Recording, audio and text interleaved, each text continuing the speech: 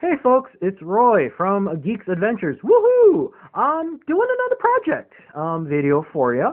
This is for something that I made again a couple years ago. Yes, you're seeing a giant green ship of epic, crazy proportions. So how did this get started? Well, actually, it started with this thing here. A number of years ago, when I was still in the middle of doing lots of kit bashing, rebuilding, stuff like that.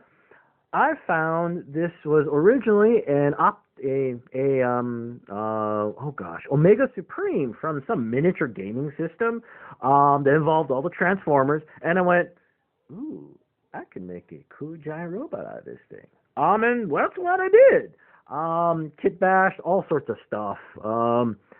This is something from a Megatron, and if you're a Transformers collector, you're looking at this going, you did that to the G1 Megatron piece? Yeah, I did. Lots of other stuff. This is from Devastator. Assorted odds and ends, turning, what was just to a giant gun-covered, missile-launching robot. You can see Godzilla, Cthulhu fighting and wah, wah, wah. And I was just like, as time passed, I was like, well, it's kind of cool looking. I mean, lots of detail, yada, yada, yada. But for some reason, I kept thinking, it needs something more. So, of course, me being a kaiju, sentai, tokusatsu, sci-fi geek in general, that meant you must have a giant launching, carrying ship for your giant robot. It's like, dude, I got a limo! Okay, it has no spinners, but I got a limo! So yeah, hence the giant ship! Woo! Yeah, it's kind of crazy. But hey, it's all fun. It's all good. So, what do we have here? The ship is actually based on a combination of a hovercraft and what's called a wing in ground effect vehicle. Do a Google search, wing and ground effect. You're going to see a couple things from the United States from back in the 50s and 60s, because we built all sorts of crazy crap back in the day. You're going to also see some stuff from Russia that might be a little more current, from like the 80s, I think. They really like the idea of having a plane that's like bigger than a frippin' 747 that's capable of going kind of fast over open ocean and flat ground. So why hasn't there been a giant invasion of these things? Well, it's really the reason planes are so handy in the military. They're hard to shoot down because they usually fly very fast and very high up. This thing's going pretty fast. Unfortunately, what makes wing and ground effects so effective is that you're flying about 30, 40 feet, maybe 100 feet off the ground. Yeah, that's called a target. Case in point, Black Hawk Down. But when you're making a giant, humongous looking vehicle, that does not matter. When you're dealing with kaiju fans and mecha fans, that does not matter. Look, if you can rationalize 5 robots merging into a giant robot using a sword as being an effective form of fighting in warfare, hey, this is nothing. So hey, built a ship for it. The entire ship, let's see, the base here, this is a giant cookie tin. You know, one of those that has the little Christmas cookies in them? Yeah, that's what this is. Everything from this is kit bash all over the place. The conning tower here and these sides here, pill bottles. This whole back section here, the aft part of the structure, it's a giant drink container. The cannons, I love making the cannons. These are so cool.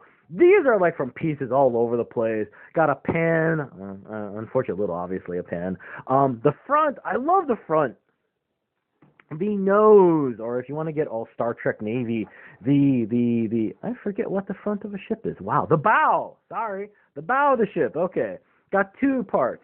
This giant section here is kit bash from when you kit bash stuff and you're picking up things to craft. I mean, all crafters out here know that feeling. You pick up stuff. Some stuff you don't use. Some stuff you're looking at going, this is a piece of junk now, but I know it's going to be cool later. That's what this stupid thing is. It's the bottom end of a control panel for something. Well, I needed just the top part, and I'm looking at the bottom going, I will make something cool out of it. And that's what this ended up being, is the front end of the ship. And it's got a giant, this cannon belonged to a old Iron Man 12-inch thing that I got really cheap. I forget how exactly. And, of course, got to turn into the main cannon. So you got the main gun. Woo! And it moves side by side, and it goes up and down, which is so cool. And, of course, because it's a giant anime mecha-inspired ship, you've got all sorts of craziness all over the place. You got, like, a little helicopter pad here. You got missiles. You got gun turrets. You got little, like, vertical launching system pad. You got catwalks.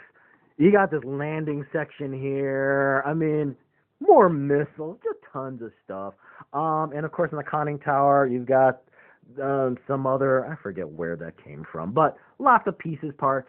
And this whole giant section here, if you look inside, see, you got little sections for like little docking and people to do work and stuff like that.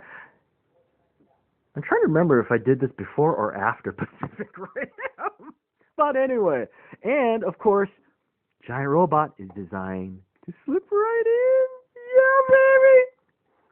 Woo! And even moves side to side, so you can even fire its weapons. Isn't that awesome? Yay! So there you go. Did I give it a name? Unfortunately, no. Did not get so enthralled in detail that I gave it name or serial numbers. Oh, I should have done that. Put like serial numbers here. NCC 1701 USS Enterprise. Yeah, I'm gonna call it Enterprise. 'Cause how we roll. So anyway, there you go. Just one more project. That's something fun I threw together that just seemed kind of cool. So there you go, in all of its giant, muscly green glory. So hey, still got lots of stuff to show you, more junk. Y'all take care. Have a good rest of the week. Y'all be good to each other. And always, may the force be with you, and may the odds be forever in your favor. Peace.